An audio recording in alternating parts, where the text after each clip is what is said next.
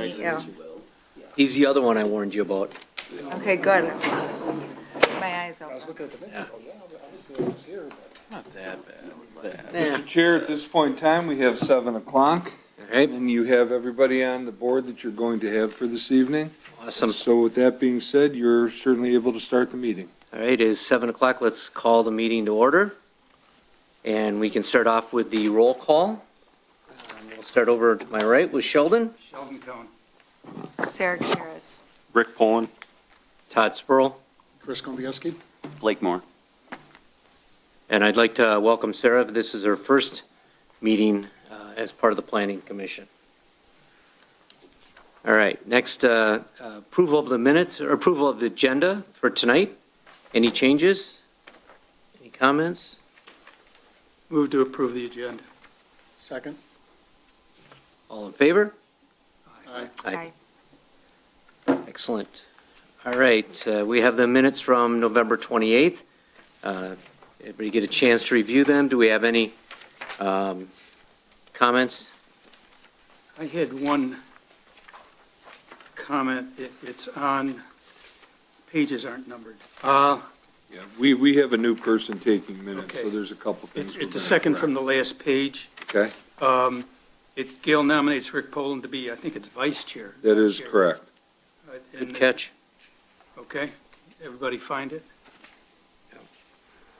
It's on the second from the last page of Yep. the minutes. We'll get that corrected. And he will also be numbering the minutes, and there's a couple other things format-wise that we're going to try to tighten down a little bit. But he just started with us, and we're glad to have somebody to do it. Move to approve the minutes as corrected. All right, all in favor? Aye. All right, minutes approved. Next up is the matter of site plan review of an addition to the Steinberg residence at 25801 Dundee. All right, you want to give us an update, talk us through? I know Hank's got the slideshow ready to go. I'm John Steinberg, and I'm petitioning to get an extension on my approval that was given to me last year. Extenuating circumstances didn't allow me to do the addition last year, and I'm going to ask Hank to maybe go through what was said and approved, and maybe you could let them know what's going on. Mr. Chair, at this point, if it's the pleasure of the chair, we'll go ahead and do that. Mr. Steinberg certainly welcome to add on if there's anything that he feels that I've left out or any comments that he wants to make. I did put it on slides because there's a few things that I did want to talk about. If it's okay, I'm going to dim these lights so that it'll pick up better. Excellent. And we can go through that. Glare off my head.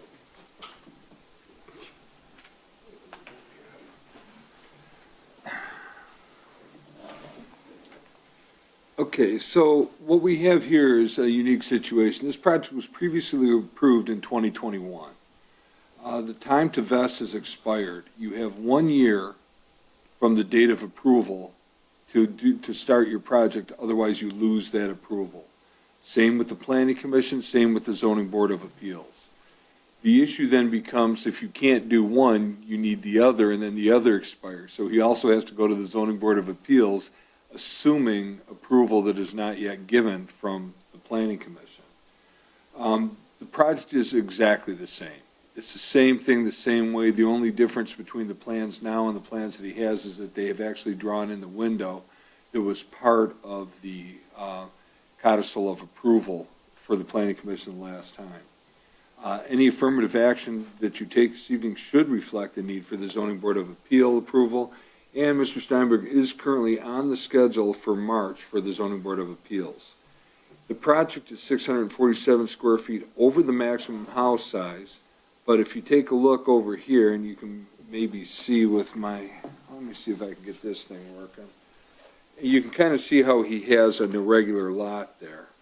And that's one of the things that he,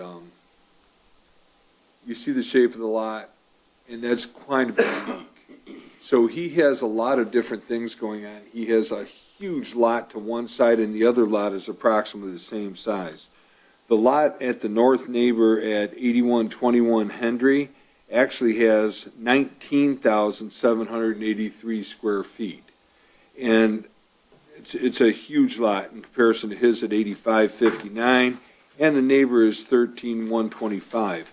Part of the unique thing with this is, though, is that when you take a look at this, and I will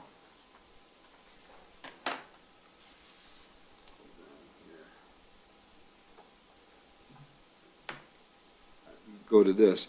Part of the unique thing is that on this size, where the bigger lot, he's got a 3,669 square foot house. And on the other side, which is a lot that's, that also is, 13,000 square feet on the one side, 19,000 on the other, and he's at 8,515, yet his house sits right in the middle of the two. The bigger house, which is at 97 by 135, or 138 irregular lot, has 3,043 square feet. The other lot on his other side is 3,669 square feet. So they have big houses both sides, and part of the planning commission rationale at the last meeting is that while the lot may not be the same size and of the same size as the other two lots, the house fits right in the slotting for this. So that was part of the thought process in the planning commission approval for the zoning board of appeals. And the other part of that was, of course, that, it made sense at the point in time for them to go ahead and approve it, subject to the zoning board of appeals, which had already ruled. Last time he went to the zoning board of appeals first. This time it's not shaking out that way. He comes here first and he goes to the zoning board of appeals pending your approval. So he does still need that. But the last time the zoning board had already given him the same approval that they're asking for this time. Whether or not that holds true, I can't speak for the zoning board of appeals, nor can I speak for you. But again, this project has been approved. So if you take a look at what we have here, this particular area here was the area that the windows were added on the plan that you have in front of you. That was part of the approval process, and they are on the actual blueprint that you have. So that's what will be done. This is what I had electronically that I was able to show you. And the reason that it was done, in fact, I believe it was Gail going to be here this evening, made the motion subject to adding the windows so that you could see it. And it wasn't any type of massive wall, so it broke it up with some fenestration on that side. And you can kind of get an idea of what it is that they're doing here with this.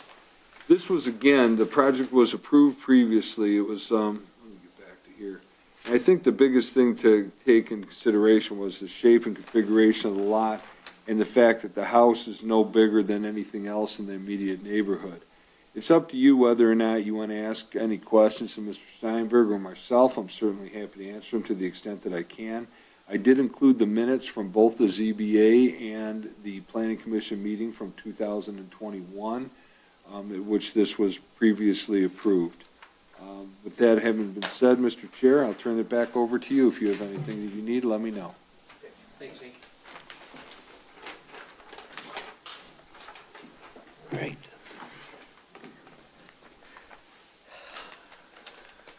Mr. Steinberg, do you have anything to add? Comments, questions? Just the fact that the only reason we didn't go forward with the project is the circumstances were based on, we got approval and then it became winter. I couldn't get started to the following spring. The following spring, I approached the builder. He said, you need to order windows first before I can start the project. And then we ordered windows. It took me 4 months to get windows because it was a supply chain issue. Once I got my windows, I went to start the project again, and they're redoing the road in front of my house. So they told me they were going to redo the road. I assumed that would be a bad time to be doing construction when someone's doing construction on your road. So I said, okay, I'll just postpone it to the following spring, which, of course, I didn't realize you only have 1 year to get the project done. So here I am in the following spring. We still haven't had the road done, but, and I was talking to Hank. He said I could have gone forward even though they were doing the road in front of my house. So it's my fault for not understanding that well, and my fault for not understanding that I only had 1 year to have this accomplished. So I'm asking you if you would consider giving me an extension on this. Yeah, officially, it's not called an It's extension. not an extension, it's an New, approval. Just new. You're start asking- over, Yeah, A I just want to redo. make sure we're on A the, mulligan. a Yeah. mulligan. Thank you. well, we probably saved you some money considering if you were going to go right through COVID with what the costs were anyway, so, Lumber costs have come down, so that's a good thing. And you have your windows. And I have my windows. bonus. All right. So we shouldn't suggest any window change? That would hurt. All right. Start with Sheldon. You have any comments, questions? I think public comment comes first. Public first? That's what I was looking at. That was my hesitation. Thank you, Yeah, Sheldon. there's, There is no, we'll open it up for public comments and participation. Crickets. There are no participants here, so we will close that, and we will move to my right and Thank you. start with Sheldon. Hank, could you put up the, what is it, the prior plan that you had before that showed the windows? Is it that one? I think that plan is outdated. Yeah, this plan is outdated, Yeah, it was know. all I had electronically, that's why I pointed out the windows would be in here. Your actual plan would show the windows. Okay, because the last minutes asked for, approve the addition with changes of the window in the sitting areas, the moving window in the second story, and the addition of the first floor garage window. Does your current set of plans that's in front of us include all of those? Yeah, and we reduced the size of the addition above the garage as well. That shows a much larger addition. We actually, in the plans, shows that we brought it in a couple feet circumferentially in the front and the side, I think, to also go along with what the zoning board asked. All right, I'm just confirming that. Yeah. That's why I asked for the old plans to be shown here. Given that, I have no further questions. If the plans were good before, they're still good.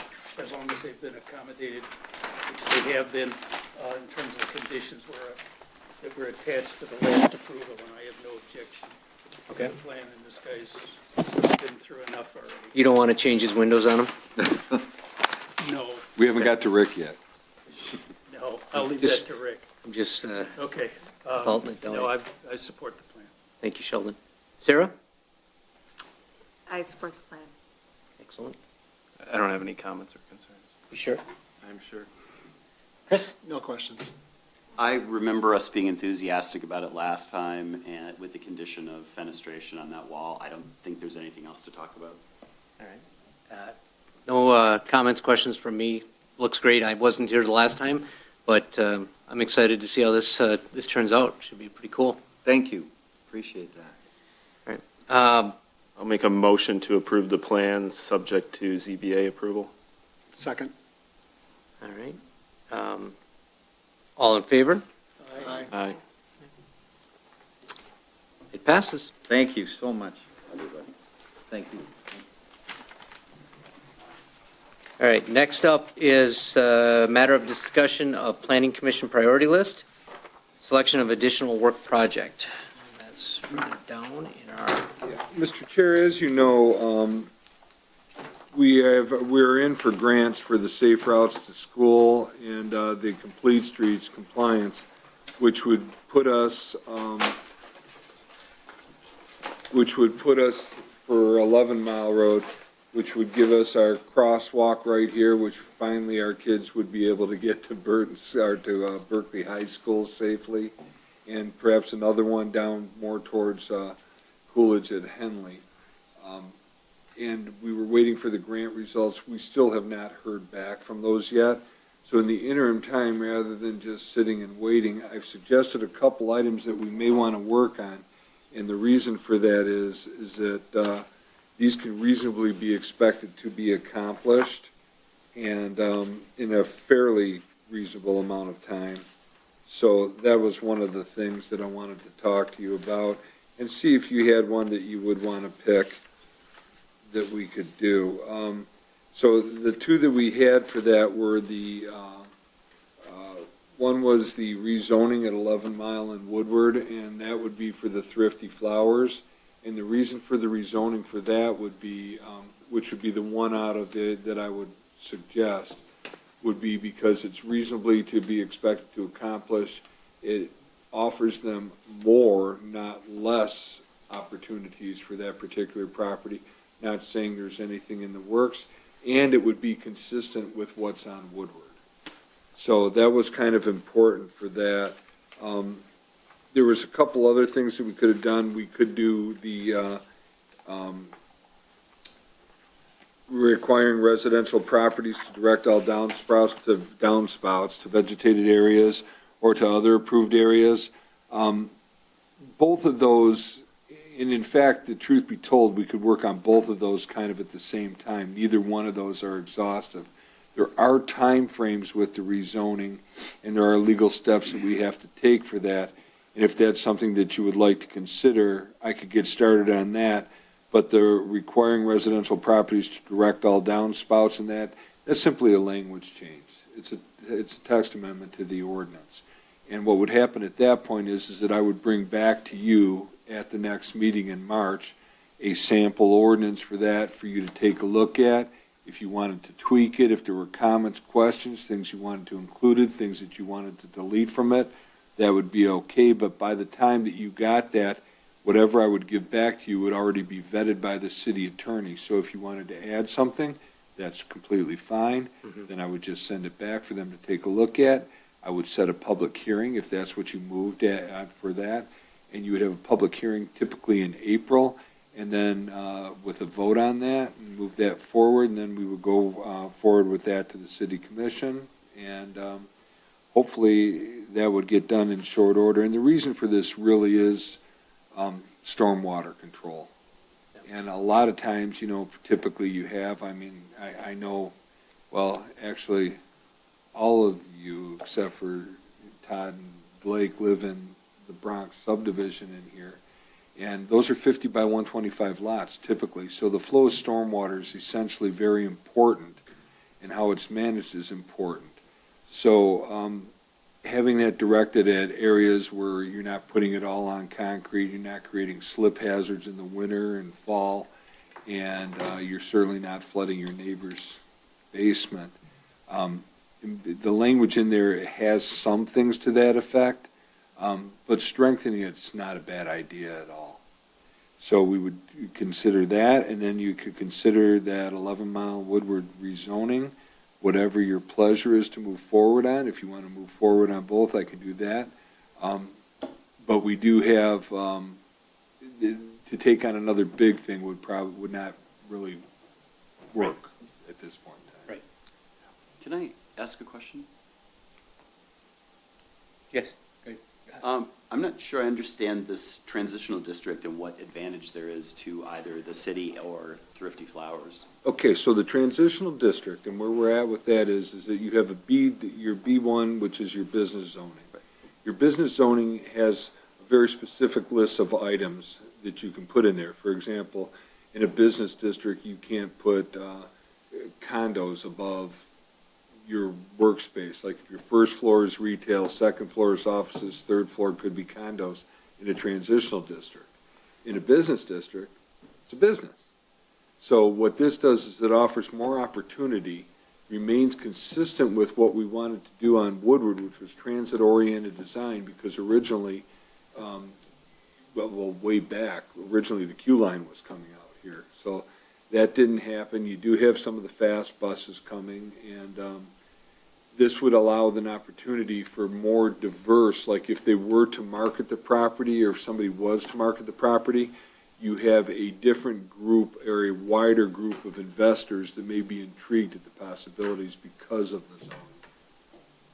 Got it. So, quick clarification for me. When it goes to shift it to transitional, they are or are not allowed to put the housing on top? No, they would be. Yes. It would be. See, this is the thing. You have more diversified, like condos and that. Right. And even on Woodward, when you go to the TD district, which is a transitional zoning district, there's even allowances that can put them in there for a fourth floor. If they're stepped forward and they're farther away from the residential area, they can put a smaller fourth floor on there.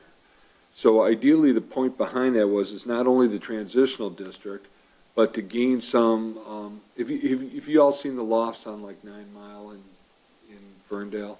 So they all have, like, they'll have businesses on the first, and then they'll have the lofts and stuff ahead of that on top. That's something that might really interest the city of Huntington Woods, and because we don't offer any real apartment living, so to speak, or condo living, that could give us, whether that turns into seniors, whether that turns into mixed, as far as age groups, it would allow us another opportunity for a type of housing that we currently don't offer in the city of Huntington Woods. Huntington Woods' woodward boundary comes up just short of Lincoln. So when you're headed south, the BP is actually in Royal Oak, and half of the building next to it is also in Royal Oak. So they pay half their taxes to us and half the taxes to Royal Oak. So, which is probably a logistic nightmare for them, but it is what it is. The Huntington Woods condominiums, which are south of Lincoln, are not in Huntington Woods. Right. So that's kind of where we're at with this. So it gives us an opportunity to at least broaden the base a little bit. We've been exploring talks for associate memberships with Oakland County's Main Street program to try to see if we can get some interest going and see if we can get that. We've had meetings with John Bry, who handles that for Oakland County. He's very anxious to help us because we don't really have a downtown. So our original downtown, of course, as most of you know, was Hart, and that didn't transpire. Hart was all platted originally in 20-foot lots. So that's why you have the odd 40-footers, the 60-footers, and that was how that happened. But that was a higher residential use. But that was why that was, and that all transitioned into an area which is now commonly known as our R1E zone district. So, because the lots were, but that explains that. So we really didn't have anything. So the idea of transposing that and turning it into the TD zoning really kind of gives them an opportunity, not that they're going to sell today, tomorrow, the next day, or ever, but it allows them freedom of movement without impinging on their on what they have, because their use there is completely grandfathered in. Yes, sir. I'm sorry. Question. Does it prevent the current use? No. Or does it prevent expansion of the current use? The current use would be there. You do have like retail businesses that are allowed in the TD district, so it would have a business use. This is kind of like a business use plus. Okay. So they would not be prohibited in terms of whatever plans they might have for Yeah. development? no, So they would. it's broader use than the B1? Yes, they would be subject to any zoning regulations, for example, building sizes, setbacks, that type of thing. But by doing this, it doesn't say you can't be Thrifty Flowers anymore. Okay. And believe me, they will be notified, and there's a whole process that has to happen with this. The sign will go up for the Is there a rezoning. difference in parking requirements or anything like that? There may be, depending on what it is, but it would be not so much for that, because that use would be grandfathered in, but depending on if and when a development occurred, then it may require different, because now you're changing and you're adding more space, more businesses, you're going up, so you're adding more dense use to the same amount of parking. So for example, if they wanted to have that on the first floor and they wanted to put in a tremendously successful restaurant or something like that, down and move Thrifty Flowers to the second floor, pick one.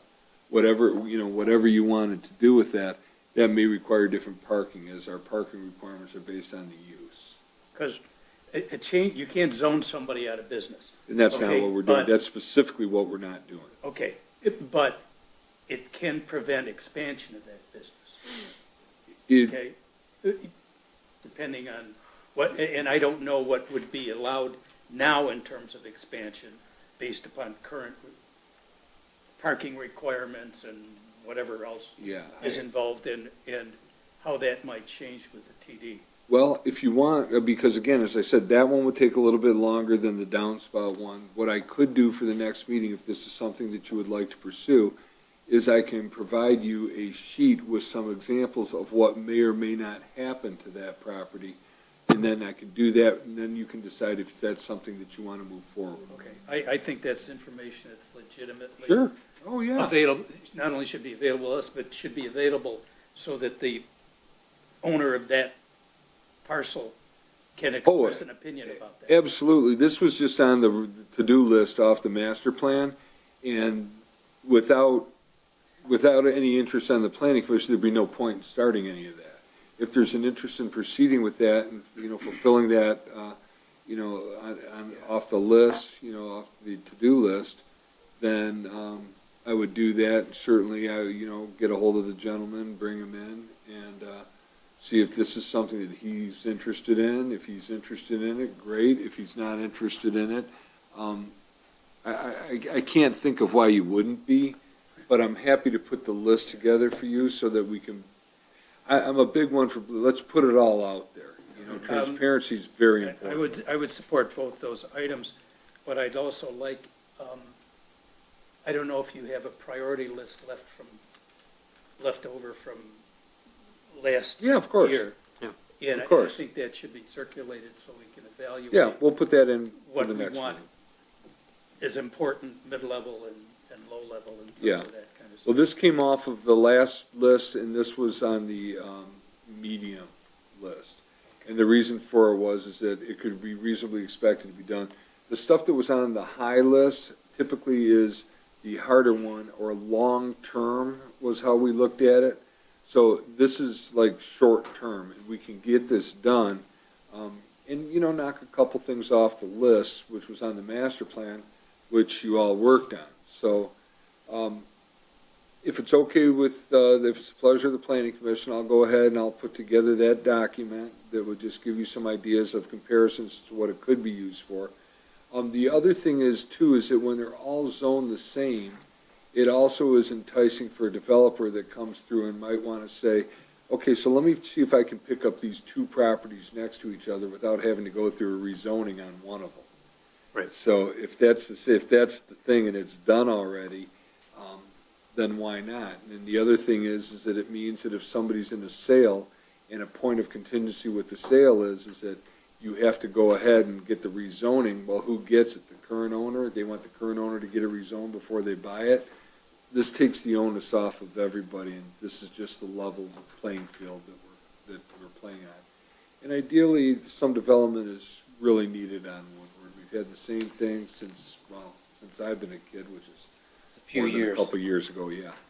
So, the opportunity is there.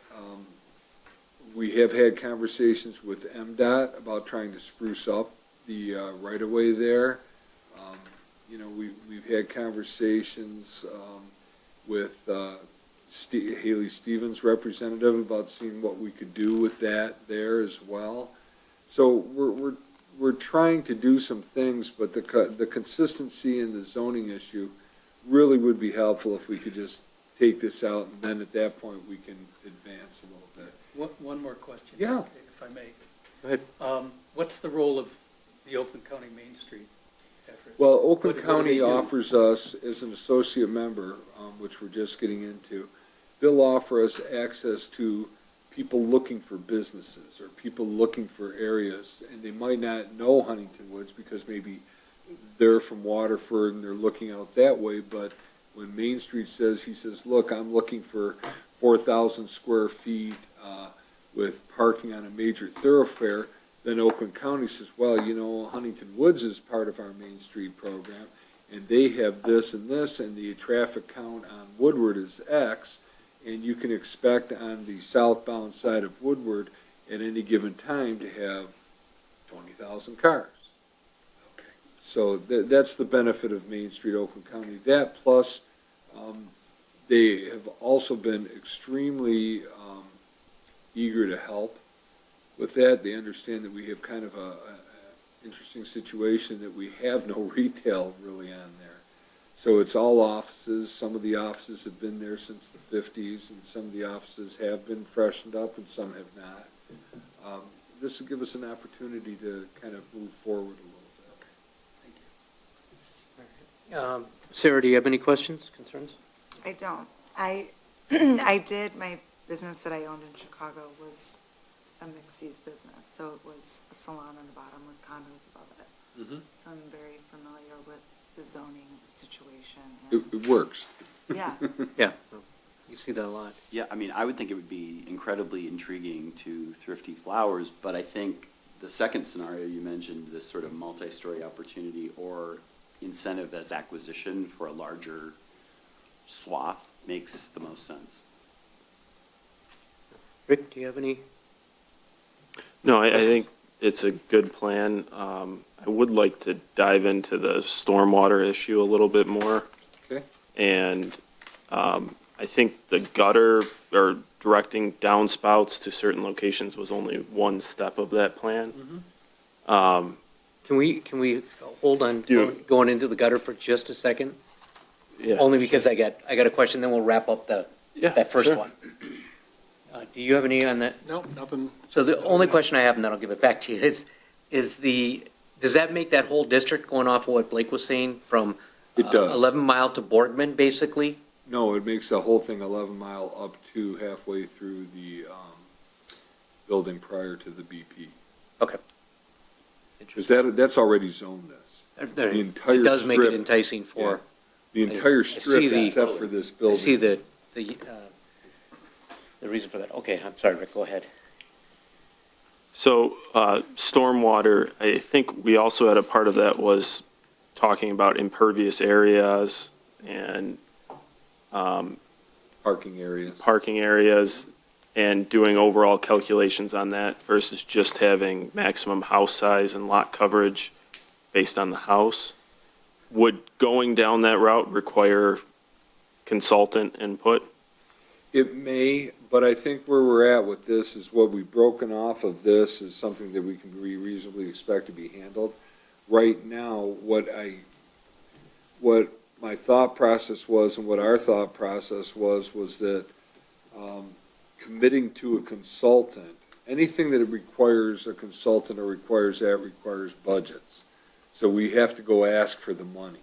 So basically what was going to happen with this is that this was something that we could do that wouldn't require more than really advertising and signage and that type of thing.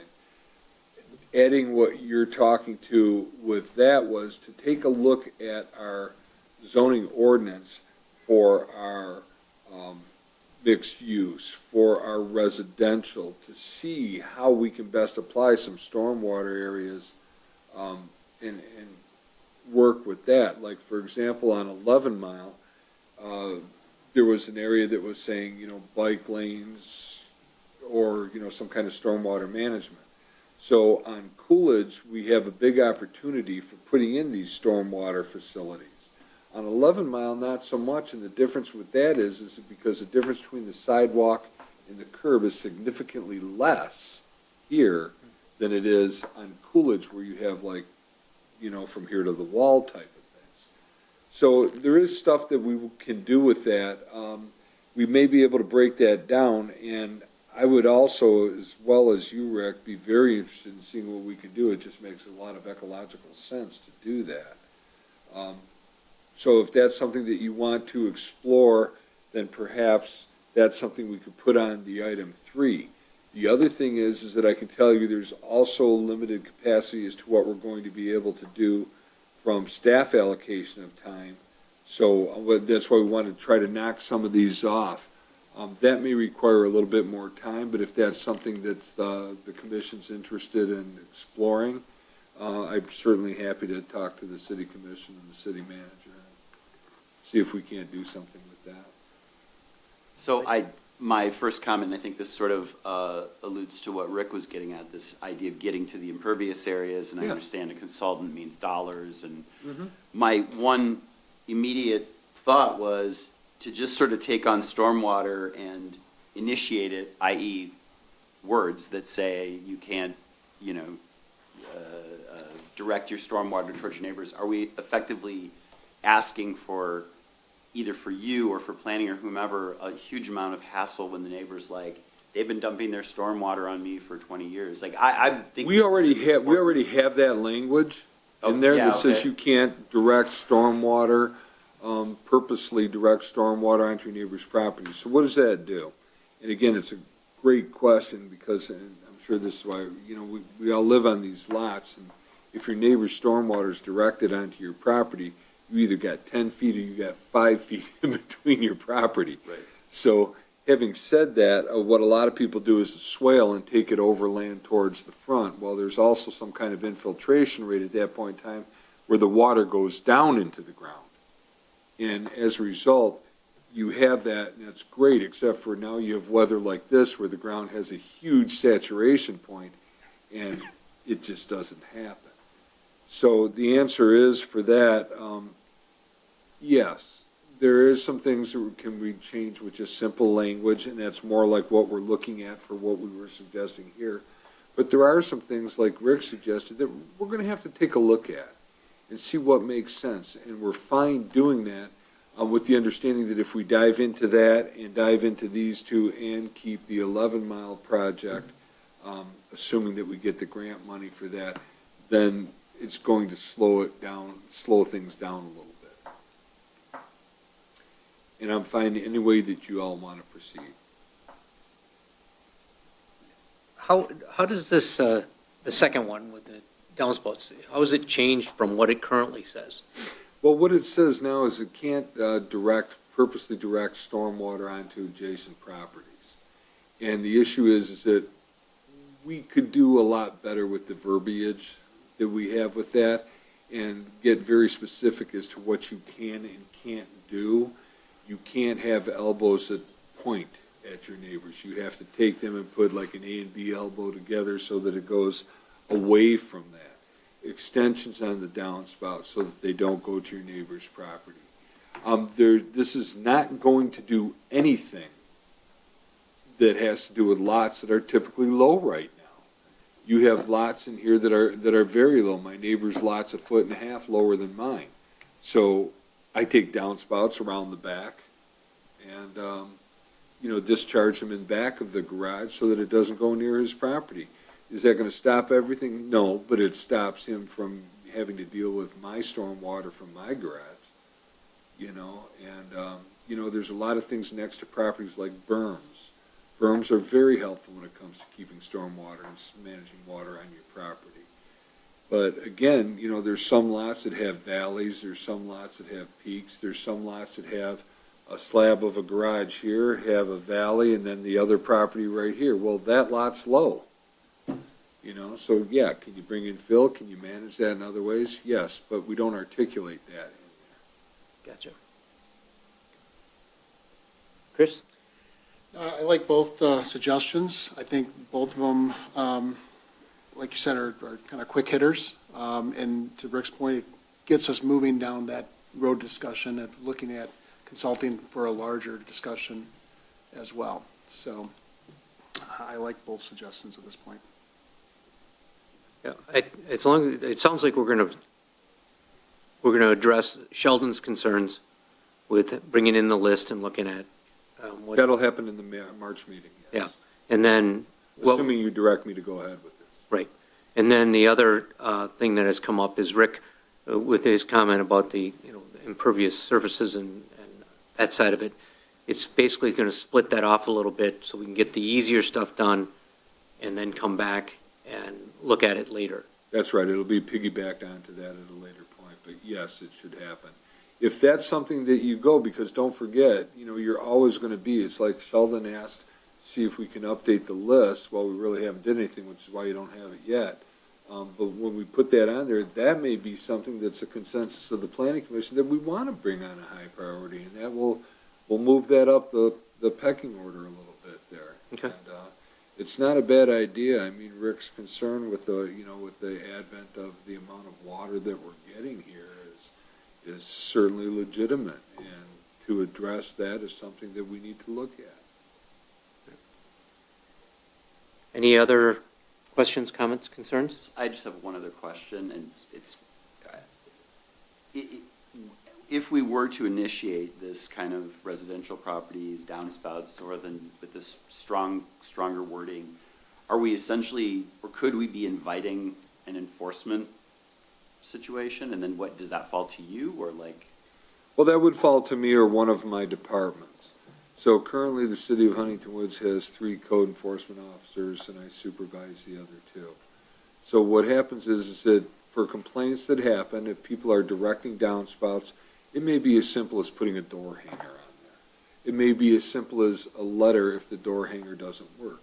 And then again, it may be as simple as a ticket if it doesn't work the third time.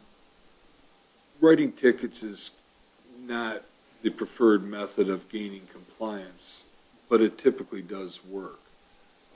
We would prefer to try to see if there's a problem that we could get, for that, but if, it just doesn't make sense to just go out and write a bunch of tickets. That wouldn't be what we would be looking for. What we'd be looking for is, if there is a problem, and if somebody reports a problem, we would have a mechanism for dealing with it, because we would be specific in the how-tos.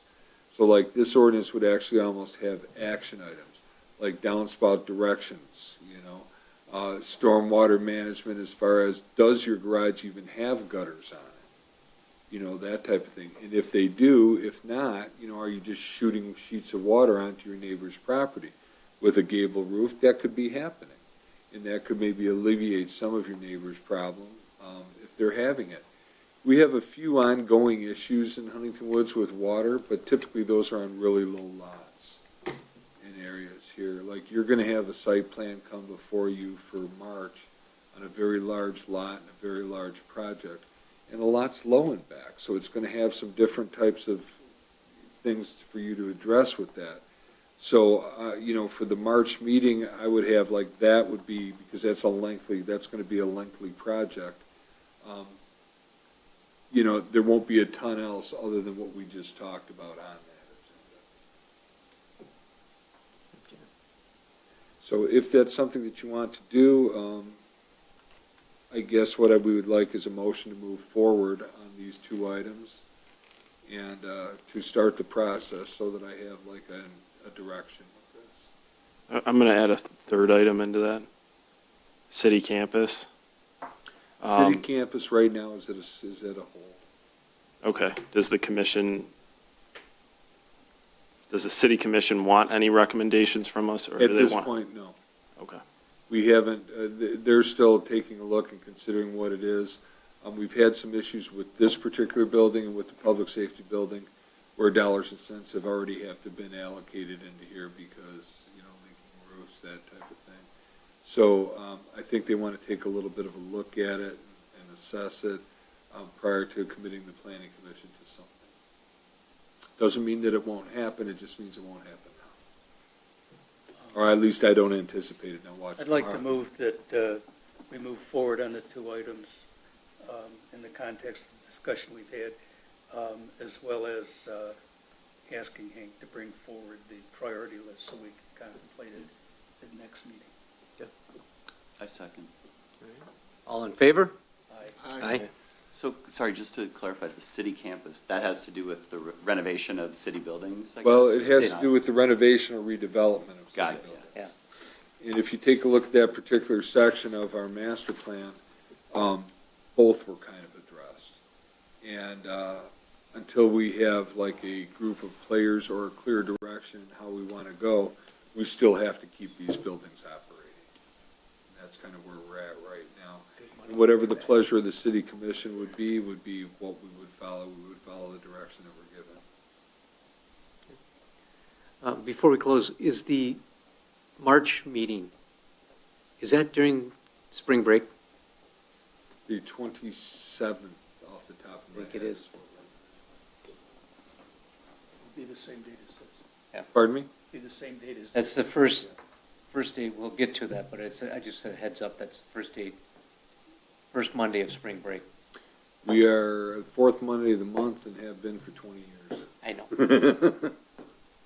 So we do defer for holidays. I'm not sure spring break counts as a holiday.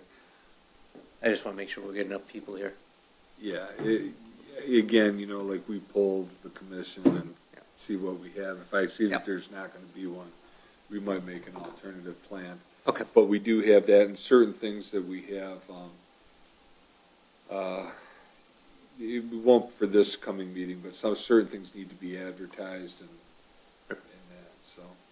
But as of right now, we have that one project that I know of and, the projects that we've talked about here this evening. All right, if we have no other questions, we agree to move forward with that. I'll open it up to public participation. Scanning the room, I see that we have no public to participate, and I'll call the meeting to Take a motion to adjourn? motion to adjourn. I second. Were you I was motioning calling- or no. were you asking? No, I was asking for it. I motion to adjourn. Yeah, the chair can't make the I can't make that motion. Second. All in favor? Aye. Aye. Official time is 7:46. If my eyesight's good. So, just to, since we're off the record now, didn't Hold on just a second.